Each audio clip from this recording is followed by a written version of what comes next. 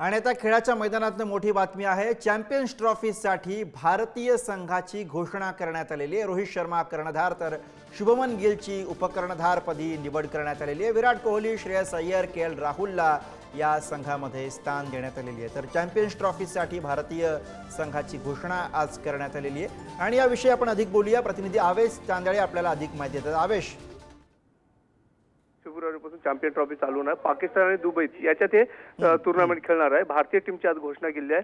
अजित पवार यांनी पत्रकार परिषदेत घोषणा केली आहे। रोहित शर्मा हे पुन्हा एकदा भारतीय टीमचे कर्णधार असेल आणि शुभमन गिल यांच्यावर मोठी जबाबदारी दिलेली आहे। एक प्रकारे जर रोहित शर्मा रिटायरमेंट झाल्यानंतर शुभमन गिलच हे भारतीय टीमचा पुढाकार घेऊ शकतात, त्यामुळे त्याला उपकर्णधारपद केले आहे। एवढी मोठी टुर्नामेंट आणि त्याच्यावर एवढा मोठा बीसीसीआयने विश्वास दाखल केला आहे। दुसरीकडे बघितलं तर श्रेयस अय्यर यांचं कमबॅक झालेलं आहे। रणजी ट्रॉफीमध्ये शानदार परफॉर्मन्स नंतर त्यांचं कमबॅक झालेलं आहे आणि बुमराह जो इंजर्ड आहे अशी बातमी येत होती।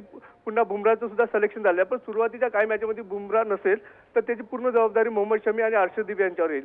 यशस्वी जयस्वाल ऑस्ट्रेलिया विरुद्धच्या टेस्ट मॅचच्या चांगल्या परफॉर्मन्समध्ये त्याची वनडेमध्ये पहिल्यांदा निवड झालेली आहे। आतापर्यंत यशस्वी जयस्वाल याला वनडेमध्ये संधी दिली होती, पण चॅम्पियन ट्रॉफीमध्ये यशस्वी जयस्वाल यांना सुद्धा संधी दिलेली आहे।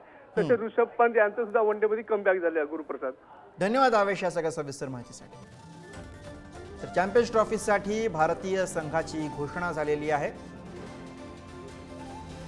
पुढच्या महिन्यामध्ये चॅम्पियन्स ट्रॉफी खेळवली जाणार आहे आणि यासाठी भारतीय संघ जाहीर झाला आहे। रोहित शर्मा कर्णधारपदी असेल तर शुभमन गिल हा उपकर्णधारपदी असेल।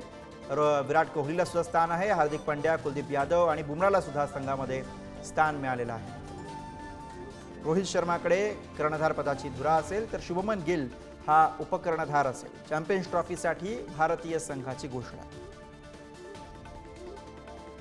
अजित आगरकर आणि रोहित शर्मानं पत्रकार परिषद घेऊन भारतीय संघाची घोषणा केलेली आहे। चॅम्पियन्स ट्रॉफीसाठी कर्णधारपदी रोहित शर्मा असेल तर विराट कोहली, श्रेयस अय्यर, के.एल. राहुलला सुद्धा या संघामध्ये स्थान। त्यासोबतच हार्दिक पांड्या, कुलदीप यादव आणि बुमराहला सुद्धा संघामध्ये स्थान देण्यात आलेलं आहे।